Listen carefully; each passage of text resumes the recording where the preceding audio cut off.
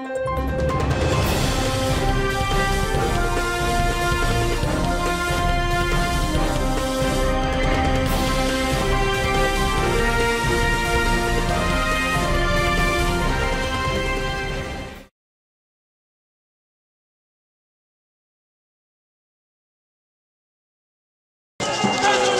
société civile togolaise a appelé à une manifestation afin que les citoyens, encore une fois, fassent entendre leur voix. Le Togo se prépare pour une élection présidentielle et les choses semblent avoir mal démarré.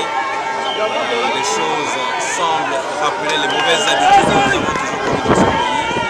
Et pour nous qui sommes de la société civile, au vu de la tension actuelle, au vu de l'atmosphère qui est vraiment électrique, nous pensons qu'il est important que certaines conditions soient remplies pour que le processus électoral se passe au mieux, pour que l'élection se passe au mieux, pour qu'il y ait véritablement la vérité des jeux.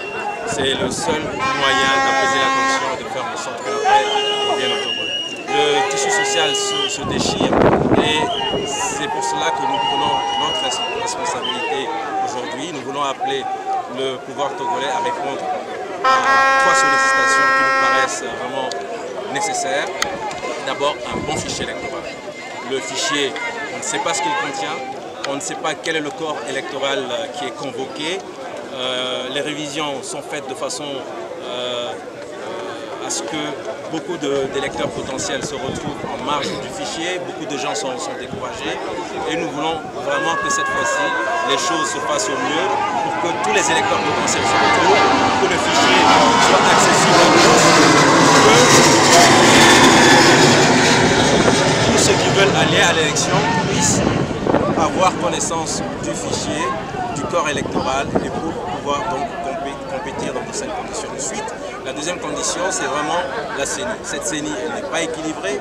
La CENI, elle n'est pas indépendante.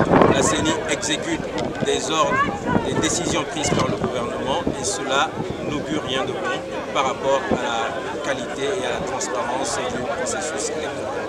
Il faut revoir la CENI, il faut recomposer la CENI et donner à cette CENI une véritable autonomie. Et enfin, le dernier élément, c'est la proclamation des résultats par la CENI, bureau de vote par bureau de vote. L'Union européenne l'a dit, c'est le moyen le plus sûr pour garantir une certaine transparence, une transparence certaine à l'élection. Et c'est aussi le moyen qui peut permettre vraiment une traçabilité des résultats. Et donc, ce sont les éléments sur lesquels la société civile insiste, sans parti pris. Et nous espérons que le gouvernement, s'il désire vraiment que cette fois-ci le jeu soit transparent et qu'il soit intègre, le gouvernement va accéder à ces exigences et permettre un jeu démocratique. Dans le garantie que nous aurons une oreille attentive, tout ce que nous voulons, c'est que la population togolaise puisse de nouveau s'exprimer. Les lois liberticides ont été prises pour empêcher les citoyens togolais de s'exprimer, mais aujourd'hui, depuis le début de l'année 2019, enfin nous sommes en mesure de nous retrouver dans les rues de Lomé pour pouvoir manifester. Je crois que c'est déjà un pas, même si nous ne nous retrouvons pas avec les grandes foules que nous avons eues en 2017 et en 2018. C'est déjà un grand pas, c'est le début de quelque chose. Nous allons poursuivre sur la lancée et faire en sorte que progressivement les citoyens togolais puissent revenir, ressortir pour marteler vraiment ce qu'ils attendent depuis. C'est clair que la mobilisation pour le moment ne répond pas véritablement à nos attentes. Nous savions qu'il était difficile pour une première d'avoir beaucoup de monde.